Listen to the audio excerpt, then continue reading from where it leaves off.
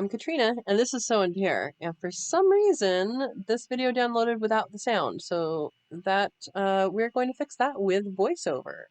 So this is a collaboration with Roots and Refuge, and so Jess with Roots and Refuge put out the call for people to share their knowledge in book form. So what books do we have that we rely on, that we use?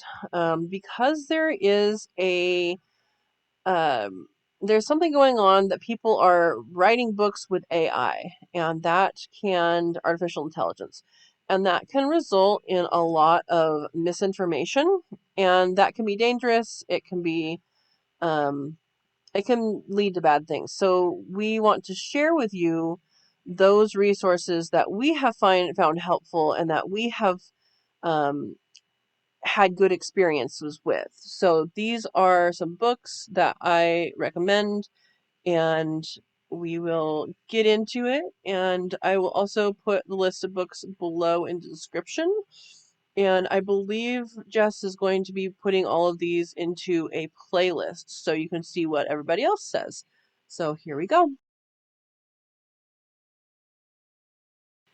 So I break up my books into three basic categories. One is the how-to, so how to use this, how to identify, how to, make these, if I have something wrong, what do I do? Number two is things like canning. And so that is really important because food preservation, you need to know what you're going to do with the food that you grow.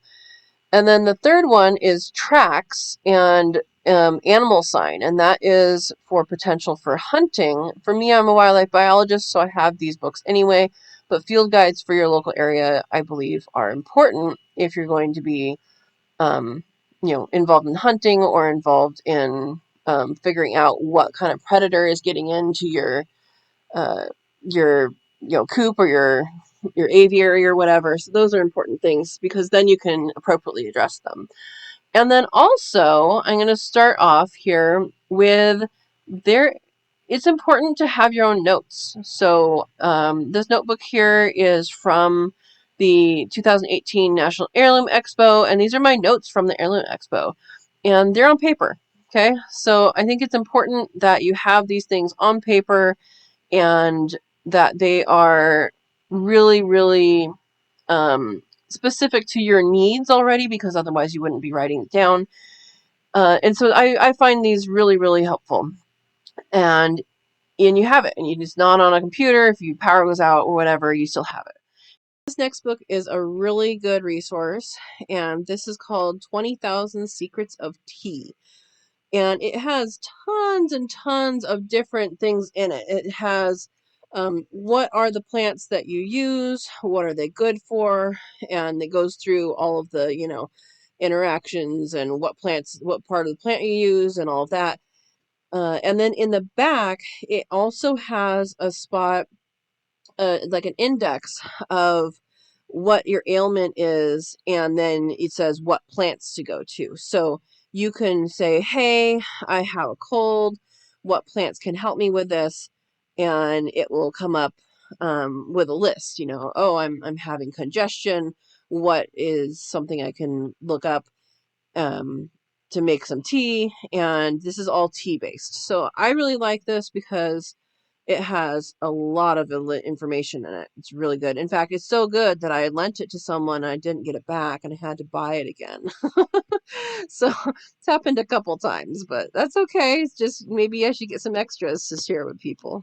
This next one is a pretty cool book. It's Edible and Medicinal Plants of the West. And I like this one because it has some really good pictures in it, and it has really good descriptions of where you're going to find it, what's toxic, what's edible, what's medicinal, how to use it if it's medicinal. Now, this book isn't going to be good for everyone, but it is good for the West. It's a good general good book. I like to find as local a resource as I can, and again, check it against other ones, and I like to do that way. This book is a really, really well-known.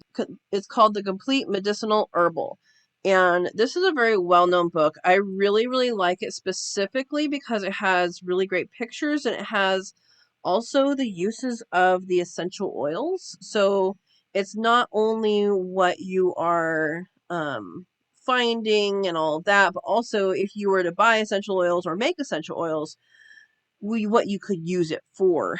And I find that super helpful.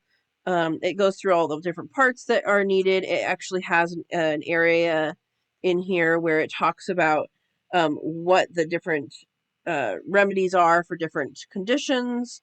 And then it does have also how to make things. So like tinctures and versus extracts versus, everything else. So it's a really good book. This next one is called The Illustrated Herbal, and it is a good book. It's older though, so it is more important to check the older books against new information. That's very important. So, what I like about this book is the pictures. So, The Illustrated Herbal has wonderful pictures drawn. And part of the value of having drawn herbs over photos of herbs is you get generalization. So, a lot of times plants can be extreme one way or the other. Maybe they have bigger leaves or smaller leaves. But in the illustrated versions, what the artists attempt to do is to portray the plant as it will most often be found. And so I think that's really important. I also like pictures though, so it's good to have books with both of those. And whenever you have a medicinal book, this is specific because we are looking at books and books don't update. If you are looking at a book that is older or even a newer book, I always like to look at least 3 sources because you want to make sure that whoever wrote the book is competent and knows what they're talking about. And I always like to have those 3 sources. If they all say the same thing, that's good. Now, you can keep the older books. They have wonderful, wonderful illustrations in the older books. But what I would do at this point is look up online or look up. I like to compare things on WebMD, just because they will let you know if there are any known like medicine interactions or stuff like that. Because as time goes on, we have a better understanding of these plants and how they're used. So I would definitely check those, and you can always write in your books, guys. You can write in all your books, and I recommend that you do it. This next book is so good. I not only have one, but 2 of them. This is the Western Garden book, and it is put out by Sunset. They get updated every once in a while. It's good to have updated ones, but it is a good resource for general information. And again, this is a book you can write in. You can write in all of your books. I recommend you do that. And it has like your planting zones in there and what you can grow in your planting zone. It has pretty much all the good basic information you need for an area for gardening. And so, like I said, I have 2. I don't know how I ended up with 2, but this next book is so awesome. It is called Seed to Seed: Seed Saving and Growing Techniques for Vegetable Gardeners. And I came upon this several years ago at an event, actually, that we learned about some seed techniques. And if you're wanting to save your own seeds, which I think everybody should at least know how, and there's a lot of things you can save your own seeds in that you never have to buy packets of seeds again. And it goes through everything you need to know. So if there's any prep that needs to be done before you package things up, or if there's any ways like, hey, does this seed need to be scarified or stratified or, whatever else to grow? It gives you all those tips, and it's all in a really good resource, and it's really good. This next book is a little tiny book. It's called Seed Propagation of Native California Plants. Now, this is only for California, but that's okay. And a lot of native plants, people have a really, really hard time growing. And so a local resource like this is really helpful. Now, I had some milkweeds, a native milkweed that I was trying to get to grow in my front yard. I finally got it going, but it didn't really work from seed. It worked from root cuttings, and that is something that you can learn from a book like this. And so it's a good resource to have. This book is called Root Cellaring, Natural Cold Storage for Fruits and Vegetables. And this is a book that unfortunately I haven't been able to use to the full extent because I don't have a root cellar. I don't have a good place for a root cellar. I'm in town, and yes, I could probably make one, but I haven't made one yet. This is my dream. But what I have done is I've used the information in this book to attempt to store my things so that they can last longer.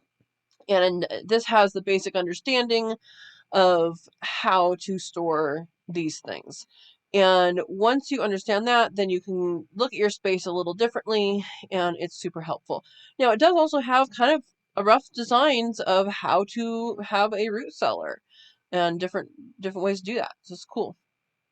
Next up, we're getting into canning. So something that I really think is important is to have the on-paper version of the National Center for Home Food Preservation canning book. It's for home canning, the complete guide for home canning. And you can get this for free as a PDF online from National Center for Home Food Preservation, or you can pay just a little bit and get it as a book. Now, I prefer to get it as a book because it's nice and neat, and by the time you print everything, you're already going to be spending money when you print that much. It's skinny, but it still has a lot of information. So this has general information in it. It does get updated from time to time. So again, you can write in your books, and so what I anticipate doing moving forward is to just write any changes. So like the past year or two ago, the headspace in jars for chicken got changed. And so you just write that in here. This one has the correct one right now, but they may change things as we learn, as more scientific tests happen. And so it also has, what to do per your elevation. It has water bath and pressure canning, and it's a really, really good resource. So I always check the online right now because I have it. And I always check that and make sure that this is up to date whenever I can. If you're wanting to can in a tested way that you know these things are safe, scientifically tested, then this is the book for you and the website for you. There are reasons why certain things cannot be canned. Some of it they say it can't be canned because it hasn't been tested. Some of it they say it can't be canned because there's actually been testing done, like pumpkin puree. The pressure and the temperature doesn't reach the middle of that puree because it's too thick, because it's a density issue. So they do actually have real science behind this book.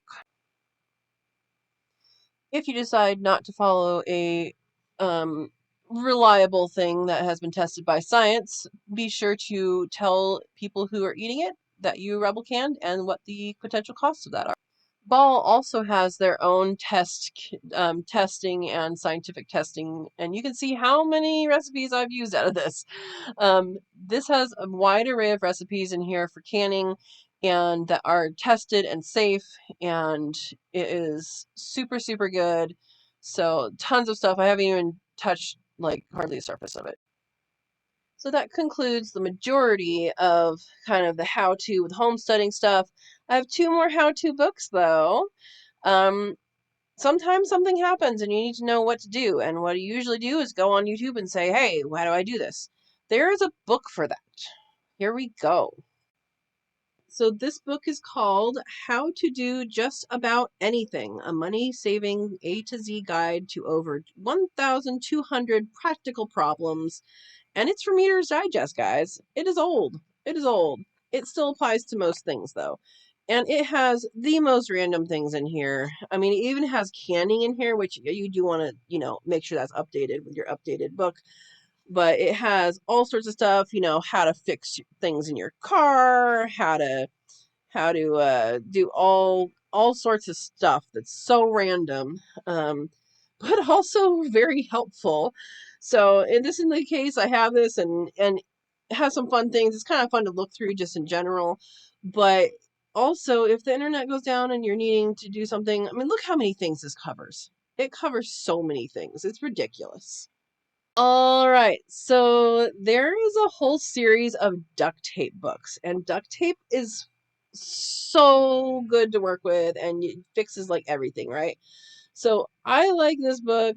My dad got it, I think, as a joke, but it's actually has some good information in it, and it's called "When Duct Taped Just Isn't Enough: Your Complete Pocket Repair Guide." And similar to the other book, but more on the side of repairing things, it has just a whole slew of ways to fix things. And this book is more geared toward, oh my gosh, I need a fix now. Let's patch it up and make it work and then fix it later. Like that's kind of the mentality of this book. And I really like that though, because you can look it up and say, oh, I need to do that. Okay, that's a good idea. Or even if you're just flipping through this, you can say, oh, I need to have this and this on hand. And it's pretty funny, but it's also actually useful. So that's that book. So some of these next books are just to grow your knowledge base and actually be able to identify things. So, the books in the beginning say, oh, these herbs or these plants or these whatever are what you need to get. This is how you use it. But these next books are actually identifying. I'm a wildlife biologist by trade, so I already have a lot of these resources. However, you can have your own resources for your own area, and it's wonderful. So, like, I have these books that tell me it's this type of tree, or here's the key I can do. This first book is a really old book. I got it for a nickel at, I think it was a garage sale. And it is called An Illustrated Manual of Pacific Coast Trees. Now, again, I'm on the Pacific Coast, and so these trees are the ones that I come in contact with and I will come in contact with. And if I want to forage from them, I want to know exactly what they are, either for food or for medicinal purposes. I want to know that I'm actually getting the right one. So this has a key in it. It has really good drawings and good information for identification. And again, it's a local thing, and having your local information is very important. Next up is Trees and Shrubs of California, and this is done by the California Natural History Guides, and they have a lot of different guides for California. And I like this. Again, it's similar to the Pacific Coast Trees book, but it has actual photographs, which is super handy to see photographs and drawings. Again, multiple sources, and it also has drawings in it as well. So this one has some really good range maps of where you're going to find them too, and also has a dichotomous key, which is really, really good to have. So that is my other tree one. Here is a book I really like. I don't use it really where I am right now, but where I used to live, I used it. It is called Sagebrush Country, a wildflower sanctuary, and it has a lot of identifiers in there. And it has wonderful, wonderful photographs in here and identifiers, and you can identify a lot of things in sagebrush areas in this. A lot of the flowers. It's mostly focused on flowers, obviously, but a lot of these can be used. A lot of these you just want to know what's there. It's a really, really good resource, and any of these type of local resources I really, really like. And I recommend going to your local bookstore, your local used bookstore, and seeing what they have, because there's a lot of resources out there you have in your area. It's a very cool book. This next book is really useful. Again, I'm a wildlife biologist, and actually I'm a mammal person, but this is Mammal Tracks and Sign, a guide to North American species. And as you can see, it's a really big book. You can use one of these, or you can get a little pamphlet for your area depending on what you're doing. So if you're just kind of interested in, hey, what do I have here? I just need to know, get a pamphlet. But if you're interested in, if you're a hunter, or if you're want to know what's getting into your aviary or your garden or whatever, And this has tracks, it has scat, it has different sign, and it gives all sorts of scenarios where you're going to find these things. And I really, really like this. The other book that kind of is a companion to this, because the same guys wrote it, but is Bird Tracks and Sign, A Guide to North American Species. Again, same. And again, the bird one I just more think is interesting, and it has like tracks and scat and stuff and feathers, a little bit of feather stuff too. Maybe more interesting for a hunter. But it's mostly the mammal book that I really like. But I just want you guys to be aware that they do have a bird book as well. And I mean, it has like a little bit of feather identification. But anyway, I enjoy these books, and they give a little extra knowledge, which is good. And it's just neat to look through. There are tons of resources out there. I love books. I have more books than this for sure, but there are so many books and so many resources. I do think it's important to know which ones are good ones. And it's going to differ based on where you are. So again, I am in Gilroy, California, Mediterranean climate, and that's kind of where I would harvest if I needed to harvest and stuff like that.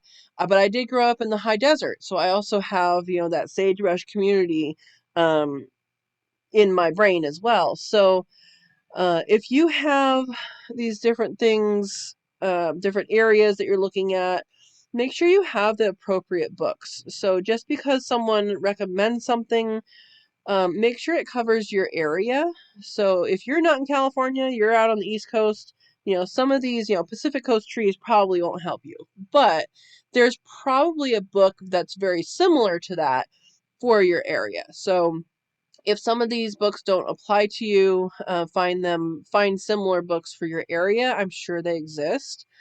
And a lot of these publishers actually do publish in different areas as well. So, yeah. But there is one more thing I want to share with you, and that is I have a cookbook that is a binder, and I keep recipes in here that I find, if I find something online that I really like, I put it in there. I mean, I have a recipe for a pie crust that's wonderful, and I'm glad I printed it out because I can't find where it is anymore. So I had taken to copying the path and putting it on a Word document as well. But this one, it was before I started doing that. So unfortunately, I can't like cite that one, but I do print them out. And I have magazine articles in here. I have things that people have given me and all of that. And if you have tons of recipes or tons of, if you have tons of recipe books, you can actually condense it down into your favorite recipes. There's a lot of recipe books where you have one, maybe two recipes out of them that you use all the time. You can keep those books for sure. However, if you have them in a binder, then you can definitely have, um, kind of better access to them, and less or more space for other things on your shelf, actually. But it's fun. So definitely keep track of your recipes. Something I do that I learned from my mom is to write down actually in the recipe, on the recipe in the book, if so-and-so likes it or so-and-so doesn't like it, and that is really good. You can write in your books, guys, and you'll know if it's good, if it's not good, if it needs a higher temperature, if it needs less of an ingredient or more of an ingredient, and then you'll know. Again, these are your books, and you can write in them. That is one of the great benefits of having a paper book, a solid book, is you can write on them. And man, if your cookbooks don't have food on them somewhere, you're not using them right. Whose cookbooks have splatters of things on them, right? That's supposed to be there. That's the well-loved ones. So anyway, I hope you enjoyed this video. I hope it gives you an idea of what types of things to have and to keep, and some specific books as well. And again, I hope this is good for you. I hope you enjoyed it, and check out the rest of the playlist that Jess is going to put together with with Roots and Refuge, and there's going to be so many suggestions, and I have a feeling that a lot of books are going to get bought out. So yeah, share this around and make sure everybody knows the good resources. Thank you for watching, and if you like the video, hit the thumbs up. If you are not subscribed yet, consider subscribing and hitting the bell notification. Select all, so you get all the videos. And have a wonderful day. Thank you for watching.